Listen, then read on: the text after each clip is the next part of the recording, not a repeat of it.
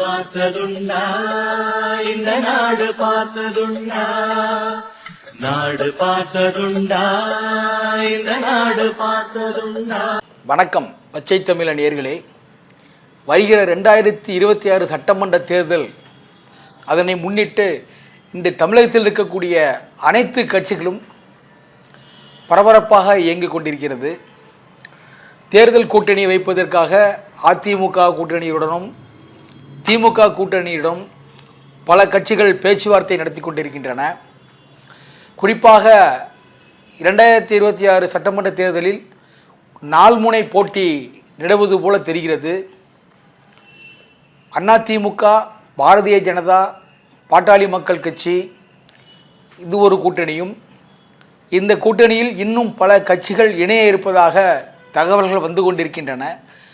அதே போல் திமுக கூட்டணி, அது வழக்கம் போல் ஒரு பலமான கூட்டணி என்று சொல்லி கொண்டிருக்கிறார்கள். இன்னும் அதிலிருந்து சில கட்சிகள் வெளியேறி அதிமுகவுடனோ அல்லது விஜயுடையோ சேருவதற்கு ஒரு வாய்ப்பு இருக்கிறது. இன்னொரு பக்கம் நாம் தமிழர் கட்சி சீமான் 234 தொகுதியிலும் தனித்து போட்டியிடப் போவதாக அறிவித்திருக்கிறார். அதே போன்று இப்பொழுது தமிழக வெற்றி கழகத்துடைய தலைவர் விஜய் அவர்களும் அதிமுகவுடன் எங்களுக்கு கூட்டணி இல்லை, திமுகவுடன் எங்களுக்கு கூட்டணி இல்லை என்று உறுதியாக சொல்லிவிட்டு நாங்கள் தனித்து நிற்கப் போகிறோம் என்று அவரும் கூறியிருக்கிறார். ஆக 2026 சட்டமன்ற தேர்தலில் தமிழகத்தில் 4 முனை போட்டி நிலவப் போகிறது. பேச்சுவார்த்தைகள், பல கட்சிகளுடைய பேச்சுவார்த்தைகள் இன்னும் நடந்து கொண்டிருக்கிறது. இன்னும் ஒரு அதிகாரப்பூர்வமான ஒரு கூட்டணி அறிவிப்பு வெளியே வரவில்லை. அநேகமாக ஜனவரி இறுதியில் அல்லது பிப்ரவரி முதல் வாரத்தில் ஓரளவுக்கு கூட்டணி, யார் யார் எந்தெந்த கூட்டணியில் இணையப் போகிறார்கள் என்பது ஓரளவுக்கு உறுதியளிக்கப்படும். பல கட்சிகள் தன்னுடைய தேர்தல் பிரச்சாரத்தை ஆரம்பித்து அங்கங்கே கூட்டங்கள் போட்டுக்கொண்டிருக்கிறார்கள்.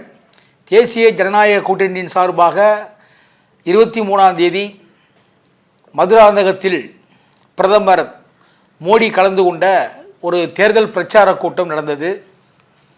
இதில் அதிமுகவுடைய பொதுச் செயலாளர், முன்னாள் முதல்வர் எடப்பாடி பழனிசாமி, பிஜேபி கூட்டணியில் இருக்கக்கூடிய ஜான் பாண்டியன், ஏசி சண்முகம், ஐஜேகே போன்ற கட்சி தலைவர்களெல்லாம், ஜி.கே. வாசன் போன்ற தலைவர்களெல்லாம் அந்த கூட்டணியிலே கலந்து கொண்டார்கள். கூட்டத்திலே அதில் மிகப்பெரிய ஒரு பிரம்மாண்டமான ஒரு எழுச்சியை அந்த மாநாட்டில், மாநாடு தான் என்று சொல்ல வேண்டும், பொதுக்கூட்டம் என்பதை விட மாநாடு போல வழிநெடுக பேனர்கள், ஆயிரக்கணக்கான பேனர்கள் வைக்கப்பட்டிருந்தது.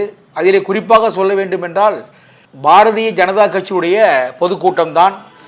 ஆனால் பார்த்தீர்கள் என்றால் வழிநெடுக அதிமுகவுடைய பேனர்கள், வருங்கால முதல்வர் எடப்பாடி பழனிசாமியை வரவேற்கும் விதமாக ஆயிரக்கணக்கான பேனர்கள் வைக்கப்பட்டிருந்தது.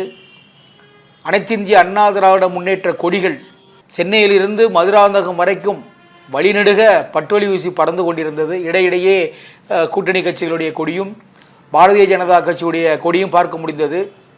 அந்த கூட்டத்திலே பிரதமர் மோடி அவர்கள் கலந்து கொண்டு சிறப்புரையாற்றினார். பல கருத்துக்களை எடுத்து சொன்னார்கள். திமுகவை எந்த அளவுக்கு வறுத்தெடுக்க முடியுமோ அந்த அளவுக்கு திமுகவை கருத்துக்கள் மூலமாக பல எதிர்ப்புகளை தெரிவித்திருந்தார்.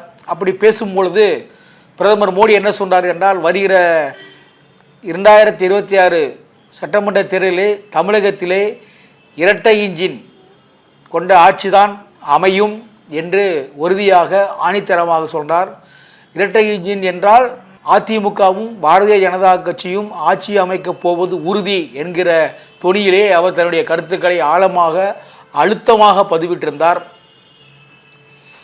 இதனை பார்த்த தமிழக முதல்வர், அதாவது திமுக கூட்டணியுடைய தலைவர் முதல்வர் ஸ்டாலின் அவர்கள் இதை பொறுத்து கொள்ள முடியாமல் உடனடியாக தன்னுடைய வலைத்தளங்களிலே பதிவிட்டிருந்தார். என்னென்றால், இரட்டை என்ஜின் அல்ல, அது டப்பா என்ஜின் அப்படிங்கிற தொனியிலே அவர் தன்னுடைய எதிர்ப்பை அதில் பதிவிட்டிருந்தார். மோடியை பற்றி பல விமர்சனங்களையும் அதிலே கூறியிருந்தார். இது மட்டும் இல்லாமல் கடந்த ஒரு வார காலமாக தமிழகம் முழுக்க இரட்டை என்ஜின் அல்ல டப்பா என்ஜின் அப்படின்னு ஒரு போஸ்டர் அடித்து அதில் ஒரு ட்ரெயின் வர்ற மாதிரி ஒரு பக்கம் எடப்பாடி பழனிசாமி தொங்கிக் கொண்டு வருவது போலவும் இந்த பக்கம் பிரதமர் மோடி தொங்கிக் கொண்டு வருவது போலவும் ஒரு ஒரு சுவரொட்டியை அடித்து தமிழகம் முழுக்க ஒட்டப்பட கொண்டிருந்தது.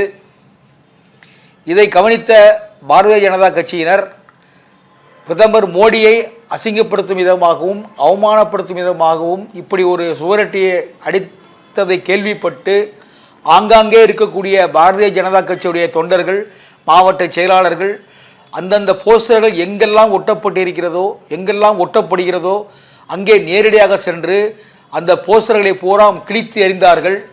அது மட்டும் இல்லாமல் எங்கே ஒட்டப் போகிறார்களோ அந்த இடங்களை தேடி கண்டுபிடித்து அங்கே ஒட்டக்கூடிய அந்த போஸ்டர் ஒட்டுவரிடம் இருந்து கையில் இருந்த போஸ்டர்களை எல்லாம் பிடுங்கி எறிந்து கிழித்தெறிந்து அவராலேயே எங்கெங்கெல்லாம் ஒட்டப்பட்டிருக்கிறோ அதையெல்லாம் அவரை கிழிக்க வைத்தார்கள். ஒரு நாட்டினுடைய பிரதமரை இப்படியே அவமானப்படுத்துவது தமிழகத்துக்கு மட்டுமல்ல, அவர் இந்தியாவுக்கே அவர்தான் பிரதமர். அப்படிப்பட்ட ஒரு உயர்ந்த பதவியில் இருக்கக்கூடிய பிரதமரை இப்படி கீழ்த்தரமாக ஒரு விமர்சனம் செய்து ஒரு சுவரொட்டியை வெளியிட்டிருப்பது கண்டிக்கத்தக்கது என்கிற முறையில் பாரதிய ஜனதா கட்சியினுடைய நிர்வாகிகள் கொதித்தெழுந்தார்கள். பல பல ஊர்களிலே அங்கே சுவரொட்டிகள் கிழிக்கப்பட்டு பல எதிர்ப்புகள் கிளம்பியது. சில இடங்களிலே பார்த்தீங்கன்னா பாரதிய ஜனதா கட்சியினுடைய பெண்களே நேரடியாக சென்று அந்த போஸ்டர்களை கிழிப்பதும் போஸ்டர் ஒட்டுபவர் கையிலே இருந்து அந்த போஸ்டர்களை எல்லாம் பிடுங்கி சுக்கலாக கிழித்து போட்டதையெல்லாம் சமூக வலைத்தளங்களில் நாம் பார்த்து கொண்டிருக்கிறோம். திமுக இப்படி எதிர்க்கட்சிகளை தரம் தாழ்ந்து விமர்சிப்பது ஒரு புதிதல்ல. ஏற்கனவே பெருந்தலைவர் காமராஜரை திமுக எப்படியெல்லாம் அசிங்கப்படுத்தியது, அவமானப்படுத்தியதெல்லாம் நாம் பார்த்திருக்கிறோம், கேள்விப்பட்டிருக்கிறோம். அவர்கள் நடத்துகின்ற முரசொலி பத்திரிகையிலே பெருந்தலைவர் காமராஜரை ஒரு பெண் வேடமிட்டு சித்தரித்து அசிங்கப்படுத்தியிருக்கிறார்கள். அது மட்டும் இல்லாமல் அவரை எவ்வளவு மோசமாக படம் வரைந்து அவரை அவமானப்படுத்த முடியுமோ அப்படியெல்லாம் கார்ட்டூன் வெளியிட்டு காமராஜரை அசிங்கப்படுத்தி இருக்கக்கூடிய திமுக பிரதமர் மோடியை மட்டும் விட்டு வைப்பார்களா என்ன?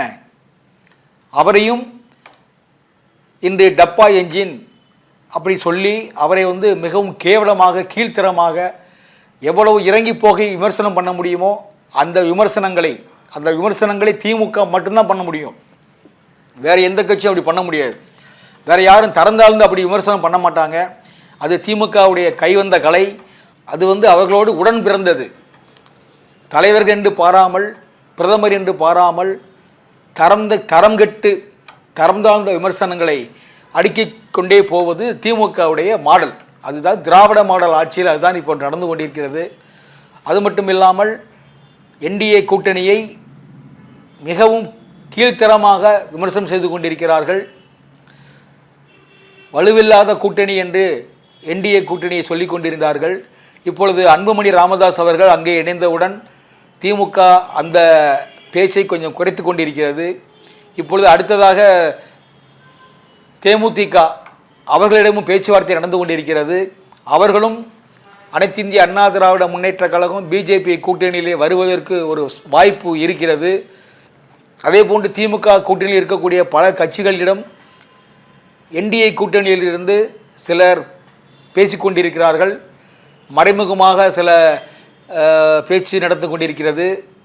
அதே போன்று இங்கே அதிமுக கூட்டணிக்கு, அதாவது பாஜக அதிமுக இணைந்த கூட்டணிக்கு சில கட்சிகளை வரவிடாமல் தடுப்பதற்கான வேலைகளை திராவிட முன்னேற்ற கழகம் அவங்களுடைய கூட்டணி கட்சிகளும் தொடர்ந்து செய்து கொண்டிருக்கின்றன. இதில் நாம் தமிழர் கட்சி தனித்து போட்டியிட்டு யாரையும் விட திமுக கூட்டணி ஆகட்டும், என்டிஏ கூட்டணி ஆகட்டும், விஜய் ஆகட்டும், 3 பேரையும் வறுத்தெடுத்து கொண்டிருக்கிறார்கள் மேடைகளிலே. அதே போன்று தமிழக வெற்றி கழகம் இதுவரை அனைத்திந்திய அண்ணா திராவிட முன்னேற்ற கழகத்தை பற்றி வாய் திறக்காமல் இருந்த விஜய் சமீப காலமாக அதிமுகவை ஊழல் கட்சி என்றே வெளிப்படையாக பேச ஆரம்பித்திருக்கிறார். அதே மாதிரி பிஜேபியை பற்றி இப்போது பேசுவதை கொஞ்சம் குறைத்து கொண்டிருக்கிறார். காரணம் என்னவென்றால் ஜனநாயகன் படம் வெளிவர இன்னும் அதற்கு ஒரு முடிவு எட்டவில்லை. 9ஆம் தேதி வரவேண்டிய அந்த ஜனநாயகன் படம் வெளிவர பல தடைகளை போடப்பட்டு இன்று நீதிமன்றத்திலே அது வழக்கில் இருக்கிறது. இன்னும் அந்த படத்துக்கு ஒரு முடிவு கிட்டவில்லை, எப்பொழுது வரும் என்று தெரியவில்லை. அதன் காரணமாக என்னவோ விஜய் அவர்கள் பாரதிய ஜனதா கட்சி விமர்சிப்பதை கொஞ்சம் குறைத்து கொண்டிருக்கிறார். அதற்கு பதிலாக இப்போது அனைத்து இந்திய அண்ணா திராவிட முன்னேற்ற கழகத்தை வரிந்து கட்டி கொண்டு தன்னுடைய கருத்துக்களை பதிவிடுகிறார். அது மட்டும் இல்லாமல் அவரிடம் இருக்கக்கூடிய கட்சி நிர்வாகிகளும் அனைத்து இந்திய அண்ணா திராவிட முன்னேற்ற கழகத்தை தரக்குறைவாக பேசிக்கொண்டிருக்கிறார்கள். இதுவரை விஜயை பற்றி, தமிழக வெற்றி கழகத்தை பற்றி பேசாமல் இருந்த எடப்பாடியார் அவர்கள் கூட இப்பொழுது விஜயை பற்றியும் அவரது கட்சியை பற்றியும் பேச ஆரம்பித்திருக்கிறார்கள். அனைத்து இந்திய அண்ணா திராவிட முன்னேற்ற கழகத்தில் இருக்கக்கூடிய முன்னாள் அமைச்சர்கள் எல்லாம் விஜயை பற்றியும் தமிழக வெற்றி கழகத்தை பற்றியும் மிக அதாவது விமர்சனம் செய்து கொண்டிருக்கிறார்கள் என்று நான் சொல்ல வேண்டும். இன்னும் ஓரிரு மாதங்களில் தேர்தல் வர இருக்கிறது. கூட்டணிகள் எப்படி அமையப் போகிறது, அந்த கூட்டணியில் யார் வெற்றி பெறப் போகிறார்கள், எந்த கூட்டணி ஆட்சியை பிடிக்கப் போகிறது. திமுக கூட்டணியை பொறுத்தளவு காங்கிரஸ் கட்சியினர் ஆட்சியிலே பங்கு கேட்டுக் கொண்டிருக்கிறார்கள். தலைமை அது என்ன முடிவெடுக்கிறதோ அதன்படி தான் என்று அங்கே ஆட்சியில் பங்கு உண்டா என்று தெரியும். ஆனால் திராவிட முன்னேற்ற கழகத்தை பொறுத்தளவு ஆட்சியிலே பங்கு என்ற பேச்சுக்கு இடமில்லை என்கிற ஆணித்தரமாக அது தெரிவித்திருக்கிறார்கள். அதேபோன்று என்டிஏ கூட்டணியிலே பாரதிய ஜனதா கட்சியும் அனைத்து இந்திய அண்ணா திராவிட முன்னேற்ற கழகமும் இணைந்து ஆட்சி அமைக்க வேண்டும், ஆட்சியிலே பங்கு என்று அதிகாரம் வேண்டும் என்று பிஜேபியினர் சொல்லிக் கொண்டிருக்கிறார்கள். எடப்பாடியார் அவர்கள் வருகின்ற சட்டமன்ற தேர்தலில் 234 தொகுதியில் 210 கண்டிப்பாக அனைத்து இந்திய அண்ணா திராவிட முன்னேற்ற கழகம் மிக பெரும்பான்மை வாக்கு வித்தியாசத்திலே வெற்றி பெறுவோம், நாங்கள் தனித்து ஆட்சி அமைப்போம் என்று எடப்பாடியார் அவர்களும் ஆணித்தரமாக சொல்லிக் கொண்டிருக்கிறார்கள். எதுவோ தேர்தல் நடந்து வாக்கு எண்ணிக்கை நடந்து முடிந்த பிறகுதான் என்னென்ன சூழ்நிலைகள் மாறப்போகிறது, தமிழகத்தை மாற்றி போடப் போகிறது என்பதை நாம் பொறுத்திருந்து பார்ப்போம். நன்றி, வணக்கம்.